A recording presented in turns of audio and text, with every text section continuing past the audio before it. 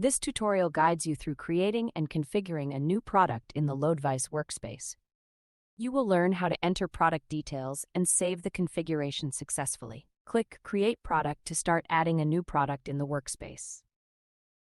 Fill the field labeled Enter Sequence Number to specify the product's sequence identifier. Click the Enter Sequence Number field to activate it for input.